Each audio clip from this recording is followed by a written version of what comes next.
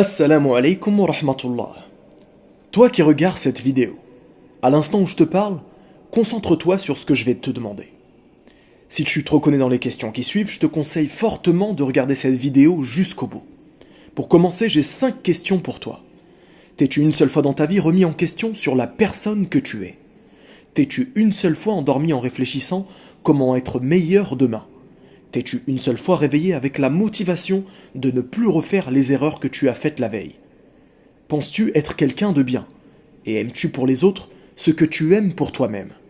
Sache qu'Allah subhanahu wa ta'ala te fasse miséricorde, que ton ego, ton nefs, est un frein dans le développement de ton bonheur, de ta science, de ta sérénité et de ton amour envers ton Créateur. Mets ta vie sur pause 2 secondes et demande-toi sincèrement que fais-tu au quotidien pour ton propre bonheur? Tes vêtements, es-tu certain que tu ne les as pas choisis pour plaire aux autres et qu'ils te complimentent? Ta voiture, es-tu certain que tu ne l'as pas choisie pour frimer et avoir une apparence aisée? Ton argent, sert-il réellement à aider ton entourage ou les gens dans le besoin? Quand tu prends la parole, es-tu certain que tu le fais pour être juste et non pour chercher un intérêt personnel? Ton téléphone, l'utilises-tu pour dire à tes proches que tu les aimes ou perds-tu ton temps sur les réseaux sociaux à rechercher de l'attention de la part d'inconnus? Autant de questions qui doivent t'amener à méditer sur la personne que tu es.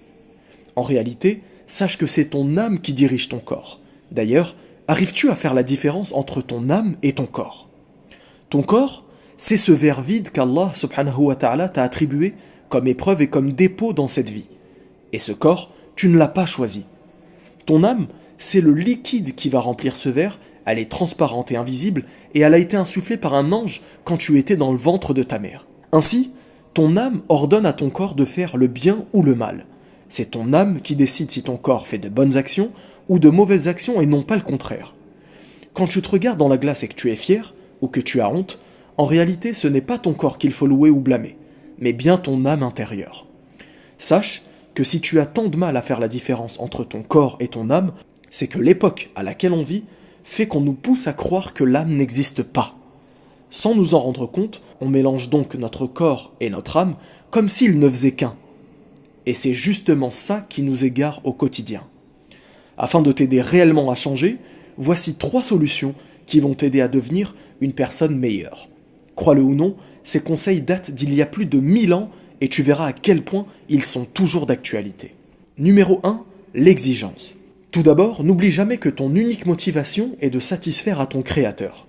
Demande des comptes à ton âme, fixe-toi des objectifs réalisables quotidiennement afin de constater une vraie évolution. Exemple, si tu as pour habitude de parler derrière le dos des gens, abstiens-toi de parler trop vite et souviens-toi que tu t'es fixé un objectif à ce sujet. Tu te rendras vite compte que l'exercice est très difficile et que tu es bel et bien l'esclave de ton âme. Ne t'inquiète pas, patiente et demande à Allah subhanahu wa ta'ala de te faciliter dans cette voie et tu verras que tu auras de vrais résultats. Numéro 2, la surveillance. Aussi vrai qu'Allah subhanahu wa ta'ala nous observe et nous surveille, nous devons surveiller nos propres âmes afin qu'elles jouent en notre faveur et non en notre défaveur le jour du jugement dernier. Tu devras constamment te rendre compte des mauvaises habitudes prises tout au long de ta vie. Ces habitudes que tu savais nocives mais que tu poursuivais de façon aveugle. Numéro 3, l'examen de l'âme après l'œuvre. L'examen de conscience est extrêmement important. Avant de t'endormir, pense à toutes tes œuvres bonnes ou mauvaises que tu as faites dans la journée. Exemple, la vulgarité, la médisance, le vice du regard, le mensonge, la manipulation, le vol, la malhonnêteté, etc. Si tu regrettes certaines choses, repens-toi immédiatement. Si tu es fier de certaines choses, alors garde-les précieusement pour toi, sans en parler à personne, tel un trésor que tu n'aimerais pas que l'on découvre.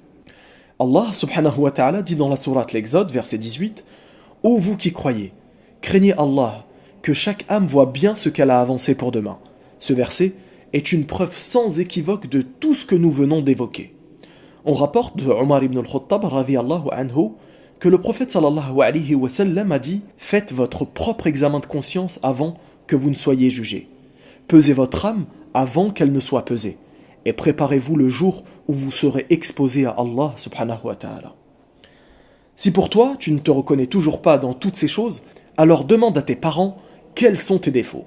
Eux t'aiment d'un amour sincère et te diront la vérité. Tu peux aussi demander à quelqu'un que tu connais et qui ne se gênera pas de te dire les choses telles qu'elles le sont. Ceci te poussera à mieux te rendre compte de l'image que tu dégages et de qui tu es vraiment. Je m'arrête là, n'hésite pas à laisser tes impressions, ton témoignage et tes questions en commentaire. Abonne-toi si ce n'est pas déjà fait. Barakallahu fikum. Wassalamu alaikum wa rahmatullah.